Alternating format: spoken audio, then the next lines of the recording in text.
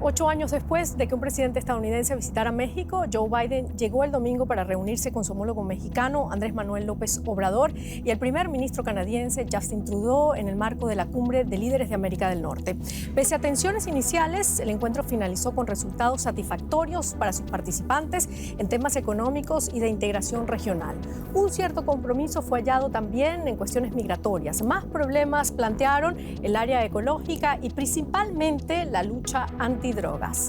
En A Fondo nos preguntamos, ¿América del Norte, proyecto inconcluso?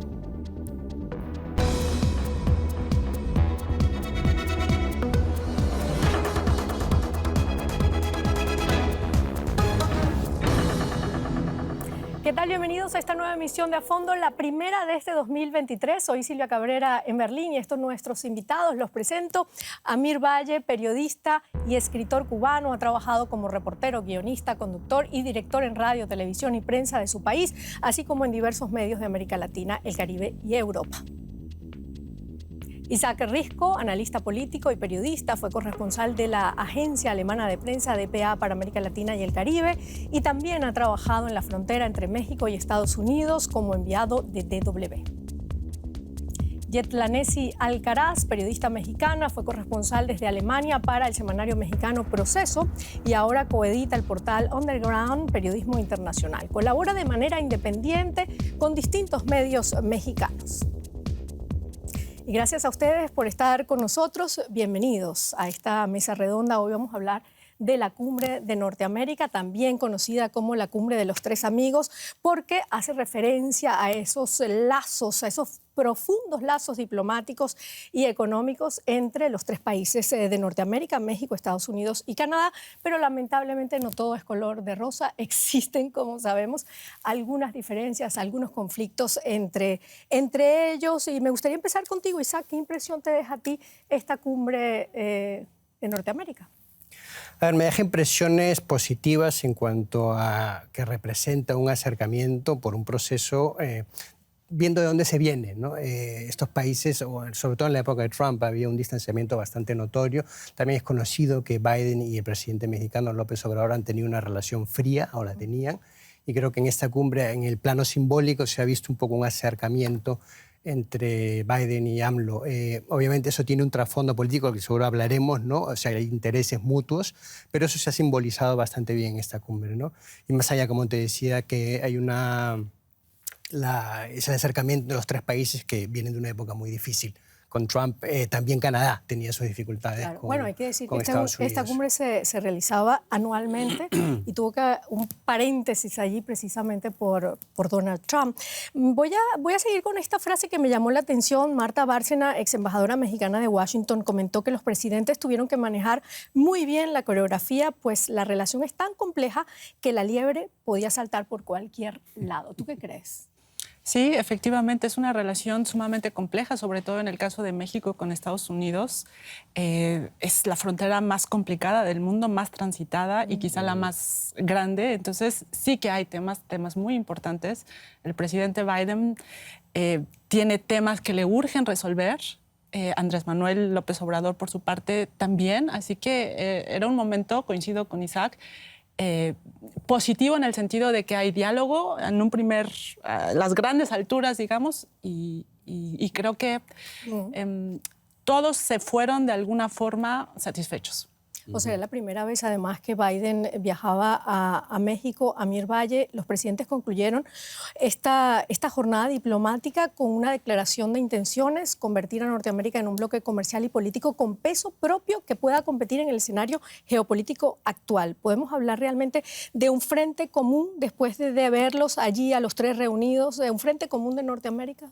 Mira, siempre han operado como un frente común. O sea, a pesar de las divergencias, Norteamérica, es decir, esos tres países siempre han operado, sobre todo no tanto en la política como en el terreno económico internacional, como un gran frente. Acuérdense que son uno de los mayores generadores económicos del mundo, esas tres naciones.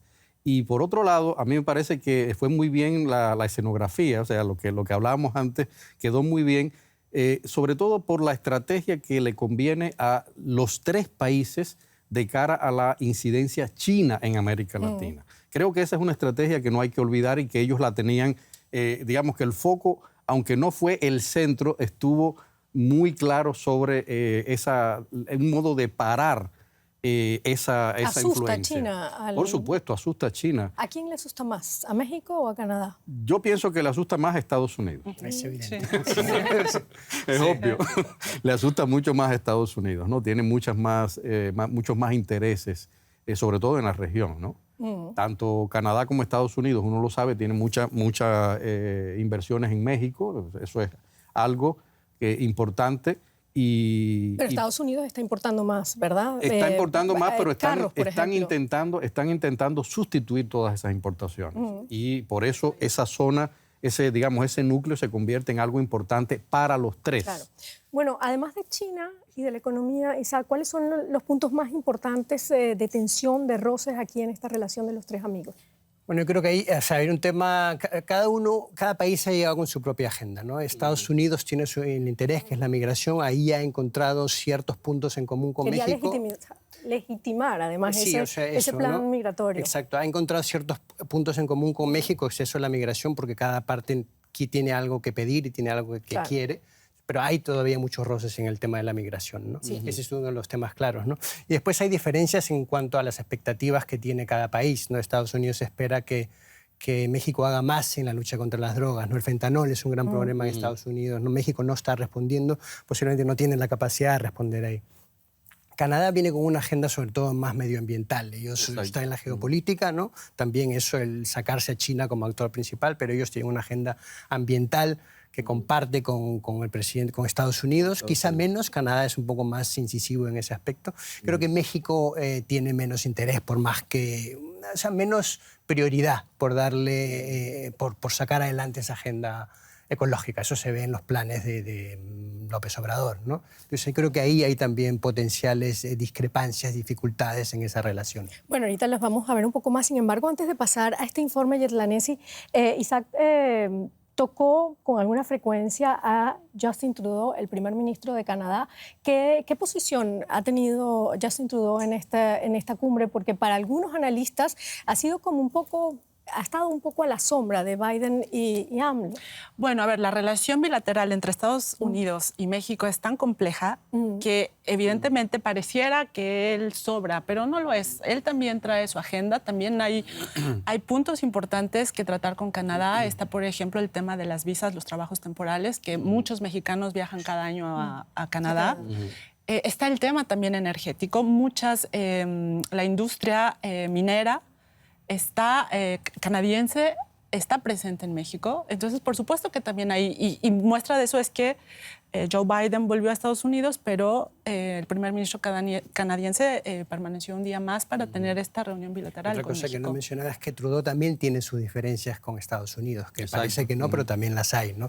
Es en esencia el programa proteccionista de Estados Unidos, algo que no le calza bien a Canadá, ¿no? Yo tampoco minimizaría tanto el papel de Canadá. Canadá está presente y sobre todo en la agenda geopolítica actual. Exactamente. ¿No? Es un actor importante, por eso está como parte del frente occidental, ¿no? Por eso también es un actor que está empujando bastante en esa dirección, es decir, en hacer frente a Rusia, hacer frente a Canadá en el nuevo orden mundial. Y desde el punto de vista de la región es interesante, o sea, por eso Canadá siempre va a tener un papel muy interesante, porque Canadá viene siendo como la especie de el punto de equilibrio, de estabilizar el accionar de Estados Unidos hacia la región.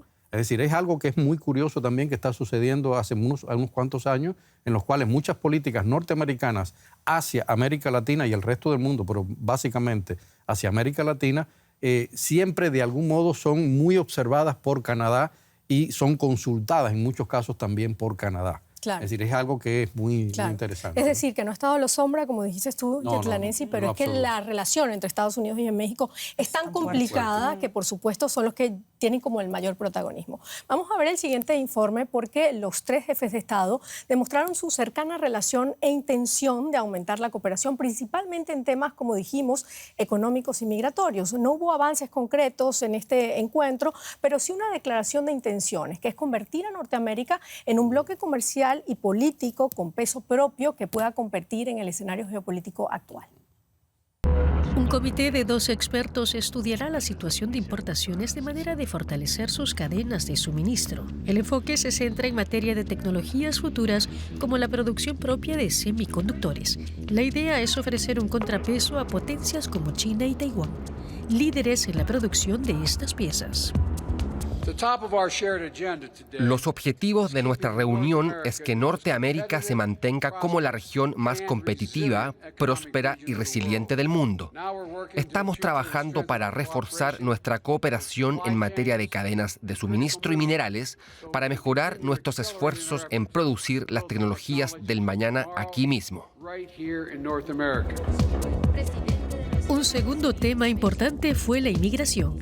El presidente mexicano Andrés Manuel López Obrador elogió la nueva estrategia de Biden que facilita la entrada a Estados Unidos de un contingente limitado de personas que hayan pasado una selección previa. Se trata de ciudadanos de Venezuela, Nicaragua, Cuba y Haití. Cualquier persona de estos países que cruce la frontera sin autorización será devuelta a México. López Obrador acordó aceptar a 30,000 personas rechazadas de estas nacionalidades por mes. También se abordó el cambio climático. El primer ministro canadiense Justin Trudeau insistió a López Obrador en reducir las emisiones de CO2 y ampliar las energías renovables. Sin embargo, la contrarreforma energética del actual gobierno pone en duda este objetivo, y es que privilegia al monopolio estatal de Pemex basado en energías fósiles frente a los inversores privados que en gran parte son de Estados Unidos y Canadá. Bueno, si a ustedes les parece, vamos a comenzar analizando el tema migratorio, que yo opino que ha sido una fuente de tensiones bilaterales desde hace muchos años.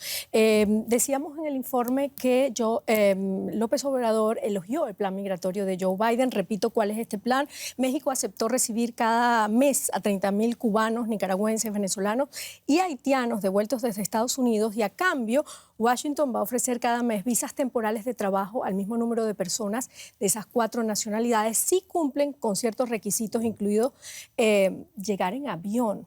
Yetlanice, ¿qué opinas tú? ¿Puede México recibir esos 30,000 indocumentados mensualmente?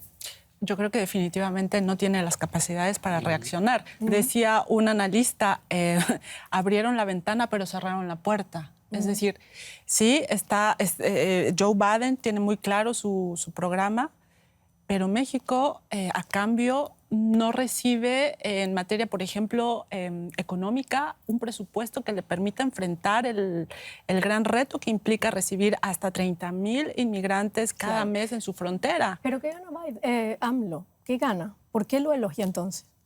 Bueno, evidentemente Andrés Manuel López Obrador trae una agenda muy propia, ¿no? Que uno a veces no puede entender por qué estás aceptando esta situación, a cambio de qué. Él está pidiendo, y lo dice públicamente, yo ahora he pedido al presidente que por favor vaya y pida en el Congreso que legalicen a los ¿cuántos millones de mexicanos dijimos que había viviendo en... Sí, 11 millones. 11 millones de mexicanos que viven de manera ilegal en Estados Unidos. Sabemos que eso no va a ser posible y es muy complicado, ¿no?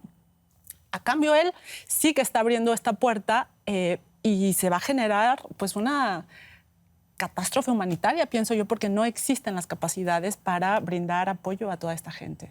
Yo creo que el pedido de darle residencia a los migrantes indocumentados no es parte de lo que AMLO ofrece a cambio. Yo creo que eso tiene que ver un marco más general.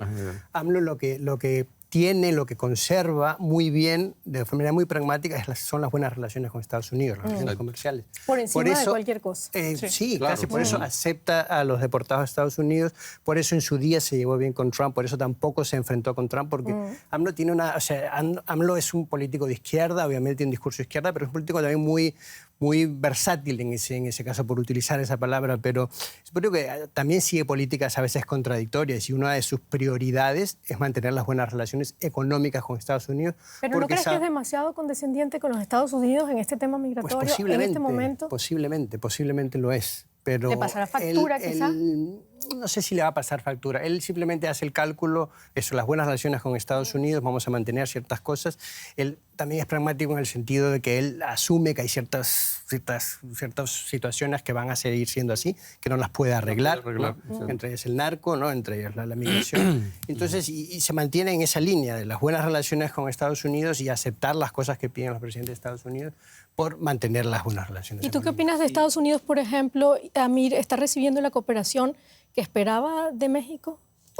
Mira, yo no creo que, o sea, ya se ha dicho, México no está en condiciones actualmente de ofrecer realmente nada en este plano. Vamos a hablar en el plano de la emigración, como tampoco lo puede hacer, lo ha demostrado AMLO durante toda su presidencia, nada contra el narcotráfico. La situación del narcotráfico hoy, de la violencia en México hoy, es en muchos planos superior a la de unos tiempos atrás cuando él no estaba en el gobierno.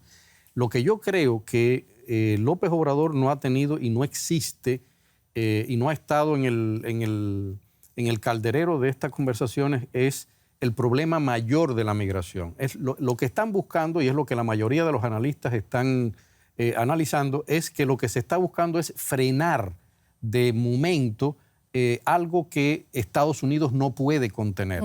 Fíjense que aquí Canadá no se mete. ¿Por qué? Porque Canadá tiene unos sistemas de aceptación de la migración muy establecidos, muy claros, y es mucho más, o sea, muy bien asentados. En el caso de Estados Unidos, no. Estados Unidos sencillamente tiene las cosas que, aunque a nosotros, y voy a hablar como cubano, nos interesa mucho, que es, por ejemplo, la ley de ajuste cubano, por la cual los cubanos han sido favorecidos durante décadas en comparación con otros emigrantes latinoamericanos. Eso es una locura en el peor sentido. ¿Por qué? Porque le abre completamente un puerto a millones de latinoamericanos que van a ir, en este caso cubanos. Estás hablando del plan migratorio. Estoy hablando de Biden, en este caso, nuevo. exactamente. Y, por ejemplo, este plan nuevo concede, bien, perfecto, yo voy a dar 30,000 visas para esos 4 países. Pero ¿qué sucede con esos otros miles y miles de migrantes que no pertenecen a esos 4 países? O que no pueden llegar a esos requisitos. En Cuba ahora lo que se establece, o sea, existe el tema que de gusanos, los que antes llamaban gusanos a los que se iban, ahora son patrocinadores. Es decir, porque esta ley pide que haya un patrocinador en Estados Unidos y hay que amistarse. Además, ya no llegarán en balsas, tendrían que llegar en avión. Hay que llegar en avión. Y entonces, lo que mucha gente se está preguntando ahora es hasta qué punto esta medida va a resolver realmente el tema de la migración. No es que si México puede dar, que no puede dar económicamente, como decía Yetlanesi, no puede dar una cobertura a lo que se le puede venir encima con lo que se está viendo. Bueno, ya, por ejemplo, la ONU,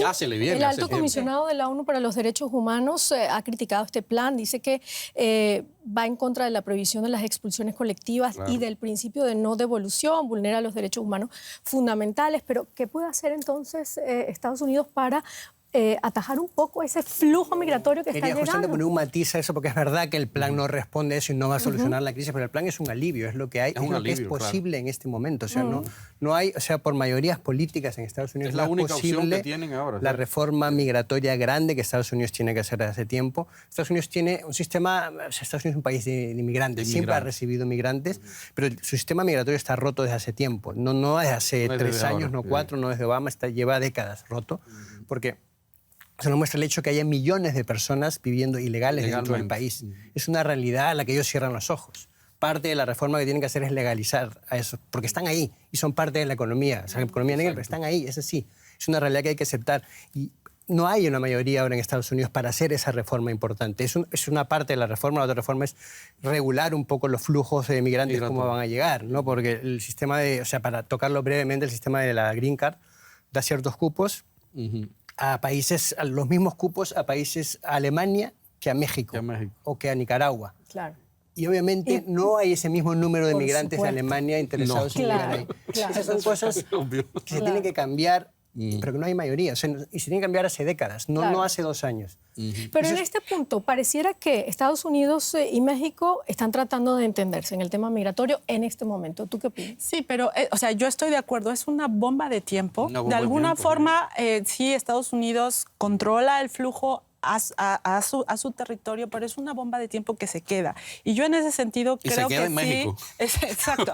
Yo en ese sentido creo que sí, y otorgo la razón a Andrés Manuel López Obrador en el sentido de que se requiere un programa tan integral que signifique de inversión para desarrollo en América Latina, y no solo para México, no, sino solo para todo Centroamérica y todos los países expulsores de migrantes. Si no se hace eso...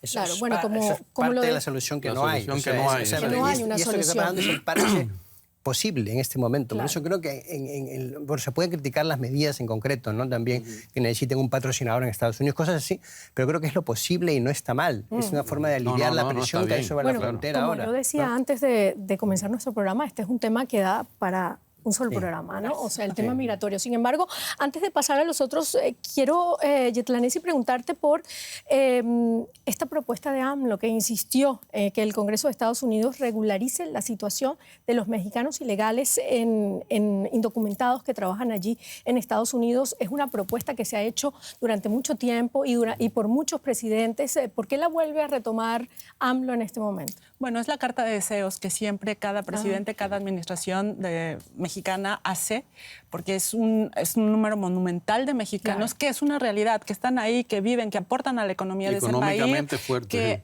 aportan al crecimiento de esa nación y que tendría que ser. Y no es un favor que le harían a México, es un favor que hacen a su propia población, ¿no? Exacto, sí. Claro. Y yo creo que es correcto el que lo insistan, aunque sabemos que no están las condiciones para que se realice esa... No, es Por una supuesto. exigencia que hay que Exacto. hacer siempre porque es parte de lo que hablamos, la reforma migratoria que necesita Estados Unidos. Esa carta de Puede ser que deseos. millones Mucho de más amplia, personas, exacto. no solo mexicanos, sino de todo el mundo y sobre todo de América Latina, vivan en la oscuridad cuando en realidad son parte de la rueda económica de ese país. Claro. Eso es así. Hacen Bueno, que se mueva. Amir, hablemos del otro gran tema de debate en esta cumbre, que fue el tema de la seguridad. No menor Horror. frente a la migración. Ellos hablaban de fortalecer la seguridad contra amenazas domésticas, regionales, globales, incluyendo las cibernéticas. ¿Cuál es la mejor manera de abordar, por ejemplo, el contrabando y el crimen organizado, que por cierto ha sido un punto de discordia entre Estados Unidos y México en los últimos años? Mira, ese es un punto de discordia que yo creo que lleva más de 40, 50 años. O sea, nuevo. O sea, no es nada nuevo. Claro. No es nada nuevo. Y no es nada nuevo sobre todo porque no depende ni de Estados Unidos ni de México directamente. Hay que recordar aquí que, por ejemplo, en los últimos 30, 40 años, el movimiento del narcotráfico se ha convertido como en una especie de otro estado que ha operado en América Latina con fuerzas muy peligrosas, contaminantes incluso de la política. Y ahí tenemos, por ejemplo, el caso típico de todo lo que sería el tránsito, o sea, el llamado canal desde Panamá hasta México, que es uno de los canales de la droga más importantes de entrada a Estados Unidos. Y nunca ninguno de los gobiernos, a pesar de todo lo que se ha hecho a nivel regional, que se han hecho muchas cosas, hay que decirlo también, es decir, no es que no se haya hecho, sino sencillamente que no se ha podido frenar ese fenómeno básicamente por la cantidad de raíces con la Eso que es ese enorme, por fenómeno supuesto. se mete dentro de las sociedades latinoamericanas, dentro de la sociedad mexicana y dentro de la sociedad norteamericana. Nosotros siempre ponemos el caso de, bueno, México, la corrupción es el responsable. No, en Estados Unidos, en todo el norte de Estados Unidos, en toda la frontera de Estados Unidos, hay ramificaciones muy fuertes en la política, en la economía, en el bajo mundo que tienen que ver con ese narcotráfico. Bueno, pero precisamente en esta cumbre las autoridades estadounidenses han hablado de que les gustaría que México se esforzara más en combatir los laboratorios clandestinos de drogas y reprimir además el contrabando de esa sustancia que se llama fentanilo, que tanto conflicto está causando. ¿Qué está haciendo México al respecto? México está haciendo poco, la verdad. Yo creo que esa es una de las cosas a las que se le puede y se le debe criticar a López Obrador, que no está siendo suficiente. También tiene motivos estructurales, es más difícil comprender porque el narcotráfico es muy fuerte en México, ¿no? Y es una de las cosas en las que decían los ejemplos que López Obrador es un tipo tan pragmático y dice, esto no lo voy a poder arreglar yo, entonces, bueno, tampoco hay que dedicarle mucho esfuerzo, ¿no? Pero es un problema estructural, México no está haciendo suficiente, Estados Unidos tiene razón al reclamar eso ahí, que se haga más ahí. Es un problema mucho más grande. México, en partes de México, ese narco, en partes de ese país es un narcoestado.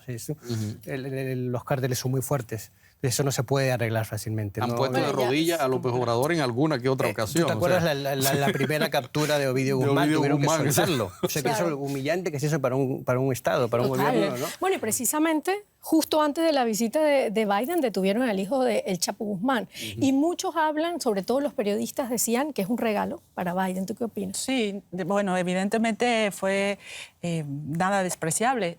Pero yo veo aquí también un aspecto positivo para el gobierno de México. Es decir, por un lado, sabemos que Estados Unidos está buscando, pidió la extradición de este personaje, pero por el otro lado, haciendo referencia al denominado Culiacanazo, que fue esta captura fallida, pues era una piedrita en el zapato de López Obrador. Sí. O sea, fue una humillación terrible y es que el fracaso absoluto del Estado frente al crimen organizado. El hecho de que lo hayan logrado capturar y de que el saldo relativamente haya sido blanco, es decir, oficialmente hubo 29 bajas, pero no hubo una masacre como la que se supuso que pudo haber sucedido y que por el motivo por el que se le liberó. Claro. Bueno, es un punto a favor también para el gobierno de Andrés Manuel, que dice, a ver, sí podemos hacerlo. Claro. ¿no? Ahora, ahí la pregunta fundamental que se hace mucha gente es decir, cuando López Obrador comienza su gobierno, empieza a decir, vamos a militarizar, vamos a ampliar el poder de esto para tratar. En un principio no. Su campaña era otra cosa. No, ya cuando llegó. Sí. Y de pronto eso no ha dado ningún resultado. O sea, y esa es una de las cosas por las cuales Estados Unidos le dice, tienes que hacer más, porque has hecho cosas pero no han dado resultados. Lo que pasa es que yo lo veo, con toda sinceridad, lo veo como un acto un poco desleal de parte de Estados Unidos, porque lo que tendría que hacer Estados Unidos, y es lo que yo creo que sobre todo Trudeau, que tampoco deja de estar metido en el dilema de la droga, acuérdense que hasta allá arriba llega también, propone crear una estructura de control. Es decir, una estructura de control unificada entre los tres países quizás sí pueda ser poner un tope a ese narcopoder. ¿Ya? Pero la idea es, ¿se logrará? Claro. ¿Se ha hablado de este tema abiertamente en esta cumbre? Abiertamente me parece que no. Yo creo que ha sido un tema que ha estado ahí, seguro que ha estado ahí, ¿no? Yo no descarto también esta posibilidad de la que hablabas aquí, ¿no? De que sea un regalo. ¿Un regalo para la relación de los dos? No, porque es simbólico. Si no me equivoco, también Ovidio Guzmán, el cartel de él, fue muy fuerte en la producción de fentanilo. De fentanilo. Lo es. Entonces es como un regalo simbólico. Decir, bueno, no estamos haciendo suficiente, pero con su captura no se resuelve. Por eso digo que es simbólico. Por eso digo que es simbólico, no es simbólico. Creo que no ha sido abierto, creo que posiblemente todos los dos países, al menos México y Estados Unidos, tienen claro que ese problema es muy grande para solucionarse fácilmente. Yo ni siquiera creo que se pueda solucionar a un nivel así grande, o sea, entre los tres países. Yo creo que ya para ampliar mucho el tema de la solución a esto es legalizar las drogas. No es algo que se pide esa es la idea. Que se pide en América Latina, en Colombia. Fíjate que lo curioso es que ellos están preocupados ahora por el fentanilo porque en Estados Unidos han más de 100.000 personas. Y de pronto en el discurso dicen, bueno, ya no se trata de la marihuana, ya no se trata del opio.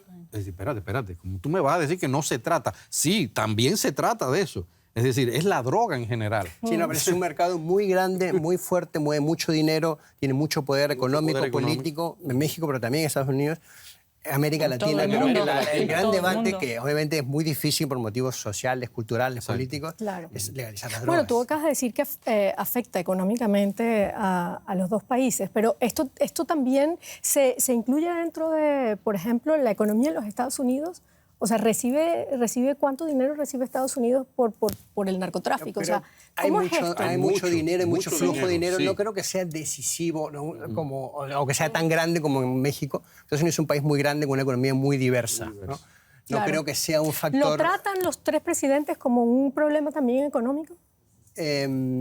Yo creo que no. Yo creo que, bueno, obviamente no creo que lo excluyan, pero creo que quizás es un poco el error. El foco cómo se está enfocando el problema del narcotráfico es el problema de seguridad. El narco es un problema inmenso y el problema de salud pública en Estados Unidos, ¿no? Y el problema del tráfico, que lo que ha hecho en los últimos tiempos es el tráfico de personas, que sí se convierte ya en un gran problema. Se ha diversificado, ya no solo es la... Obviamente tienen claro que es un asunto económico también, ¿no? Que los flujos de dinero en el cártel, pero mi impresión es que el foco no está puesto en eso.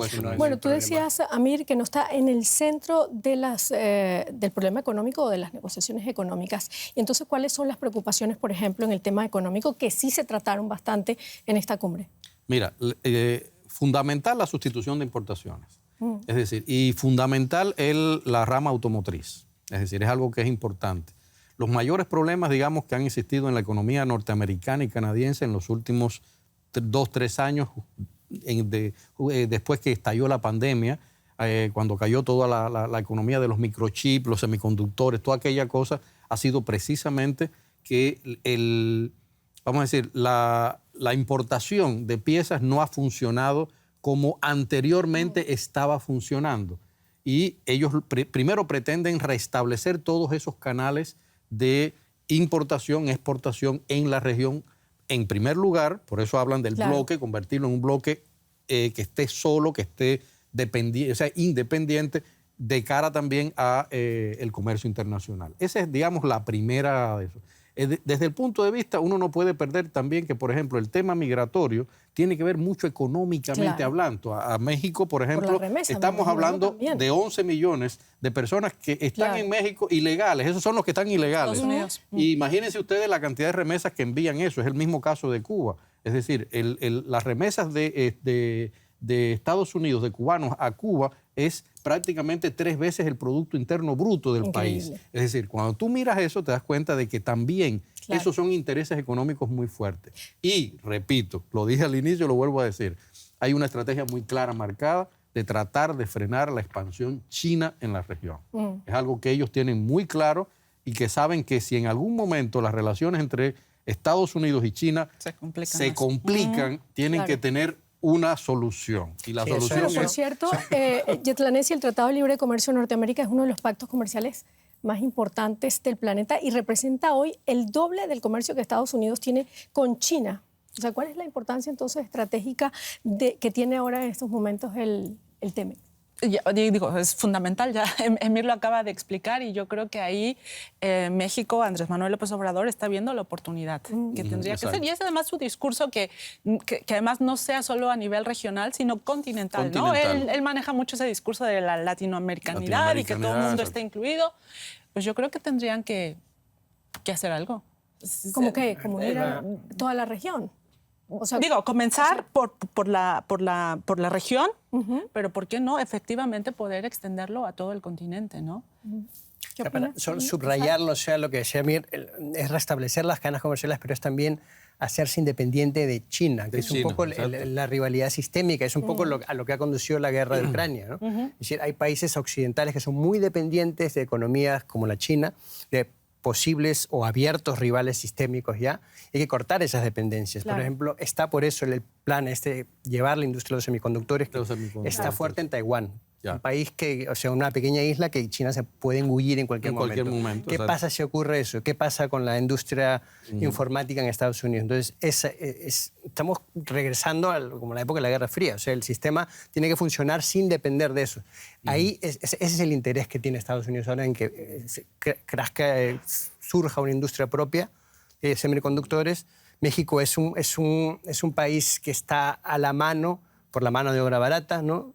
Y que puede convertirse perfectamente en la fábrica de chips y de semiconductores de Estados Unidos. Es un poco el plan. Aunque no tienen el know-how, pero bueno. Bueno, el know-how se logra rápidamente. Que no se logra de un día para otro. Es un plan que hay que poner en marcha. Pero es un poco eso, la rivalidad sistémica.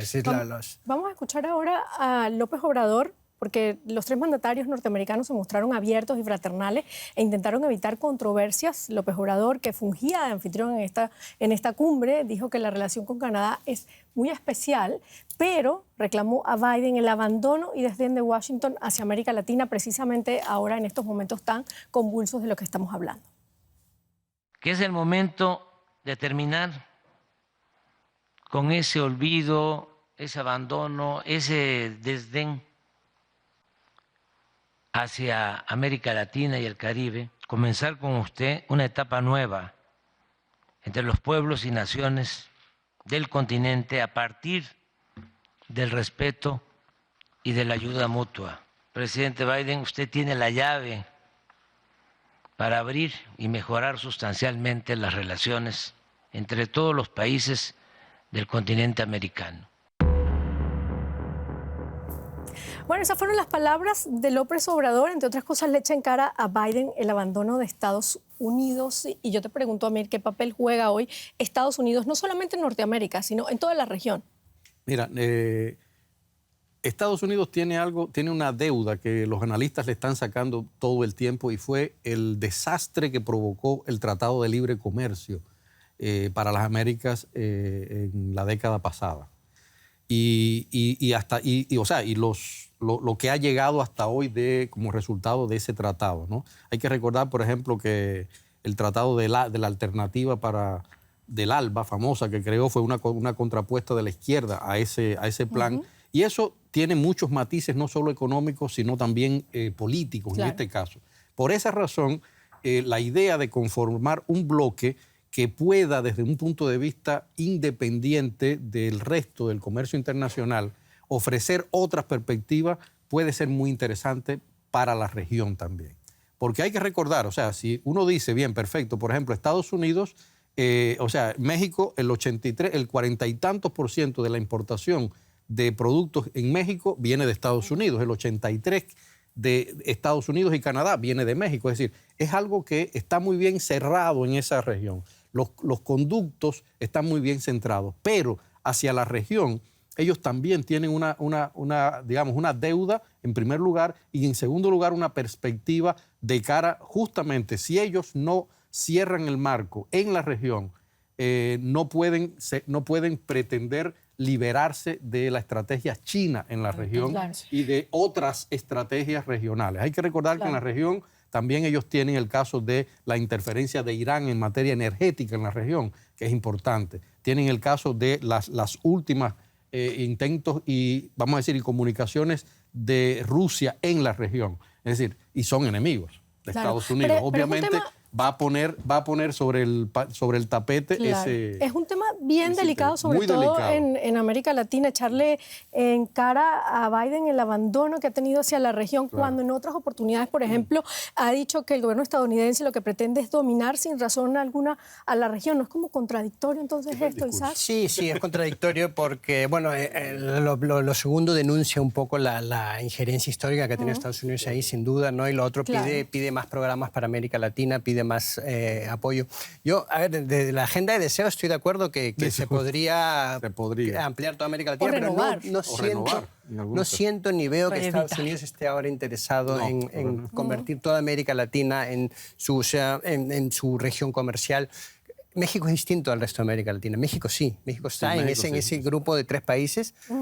Y Canadá también. Sí, claro, es el país de 3 vecinos. Conflictivo. México sí, pero el resto de América Latina no veo yo en este momento que estén planes de Estados Unidos ampliar ahí una integración comercial. De hecho, se lo respondió a Biden, ¿no? A AMLO, perdón. Le dijo, no, tenemos mucho, Estados Unidos tiene que actuar aquí, y no solo América Latina. Decenas de millones en América Latina, no y es ya prioridad. Es una manera de decir, no es prioridad. ¿no? Una cosa es México, otra cosa es el resto de América Latina, y eso yo creo que es la realidad, es lo que se ve. O sea, por el cambio del que hablábamos, la rivalidad con Rusia, es posible que Estados Unidos empiece a ver otra vez a América Latina más como su patio trasero. Exacto. Pero no creo que haya una intención de impulsar una gran integración comercial. Y específicamente, Yerlanesi, con México, ¿cómo se puede ver México y AMLO desde los Estados Unidos? Y esto lo pregunto porque el año pasado, por ejemplo, el presidente mexicano boicoteó esa cumbre regional que se realizó en Los Ángeles, en Estados Unidos, porque Biden no invitó a Nicaragua, a Cuba, a Venezuela. Entonces se ve una presencia de Biden más en estos países que han sido criticados como de gobiernos autoritarios, más hacia ese lado que hacia el lado de los Estados Unidos. ¿Cómo? Sí, bueno, yo creo que en este caso el gobierno de Estados Unidos está en una situación en que requiere tantas negociaciones con el gobierno mexicano, hablando del narcotráfico, de la inmigración, de estos controles. El presidente Joe Biden tiene tanta presión interna que Andrés Manuel está en una posición, podríamos decir, hasta superior. A nivel interno, políticamente, está muy fuerte. Es un hombre que tiene el Congreso, que tiene mayoría en el Congreso, mayoría de gobernaturas en todo el país. En la Ciudad de México, la mayoría también de los alcaldes son de su partido, es decir, y tiene además, pese a todo, gran respaldo social. Claro, pero entonces tenemos una figura muy fuerte. Por ejemplo, Estados Unidos, y no creo que el Congreso esté con Biden en este momento, con AMLO, perdón. Efectivamente. Bueno, claro, pero digo, hablando de este encuentro, en este sentido, sí llegó un presidente estadounidense un poco más débil frente a una figura mucho más fuerte. Pero eso se contrapesa con el peso político y económico de Estados Unidos. Yo creo que mi teoría es eso, que AMLO siempre va a ceder, va a buscar las buenas relaciones con Estados Unidos. Es su prioridad. Va a ceder a las cosas que le pidan. Sí, va a bailar, o sea, ¿no? Bueno, lo de México, lo de Nicaragua, Venezuela, Cuba, es parte de la agenda, del discurso político de AMLO. Pero AMLO no va a sacrificar la buena relación económica con Estados Unidos por sacar a Venezuela de la crisis. O sea, ¿sigue América Latina dependiendo o necesitando del tío Sam? Mira, América Latina nunca ha necesitado del tío Sam. El tío Sam ha necesitado de América Latina. Ahí tenemos el caso de Venezuela, que de pronto se convierte en el posible proveedor de energías para Estados Unidos. Una ficha que por esa razón la fórmula Venezuela ha salido del discurso político norteamericano en los últimos tiempos. Lo tienen como una especie de carta guardada a ver qué sucede. Y eso es lo que necesita América Latina, que Estados Unidos necesite más de ellos. Y por esa razón pienso yo que sí es posible que de algún modo se abra alguna puerta, porque Estados Unidos también necesita frenar, como bien decía ahorita Yetlana, frenar ese éxodo inmenso que es el más grave problema que tienen ahora mismo. Eso sí es un punto que le interesa a Estados Unidos. Por eso sí le interesa a Nicaragua, por eso sí le interesa a Venezuela y Cuba, para que dejen de salir migrantes. Eso le interesa, y para eso necesita México. Necesita México, exactamente. Vamos a cerrar ya esta mesa, lamentablemente. ¿Consideran ustedes entonces, y muy brevemente, que el encuentro fue positivo para los tres países? Creo que sí, o sea, se ha dado un paso, se ha dado un acercamiento después de una época bastante gélida, en la época de Trump, ¿no? Y se han pulido algunas asperezas, pero obviamente no es la coalición sólida que se vende. Sí, yo creo que todos se fueron contentos. ¿Y tú? Totalmente igual. Totalmente. Bueno, con eso sí. Ahora sí, terminamos. Muchísimas gracias. Quiero terminar como AMLO en su rueda de prensa, que dice, bueno, ya me pasé del tiempo y hay mucho frío, así que adiós. Hasta luego. Nos vemos.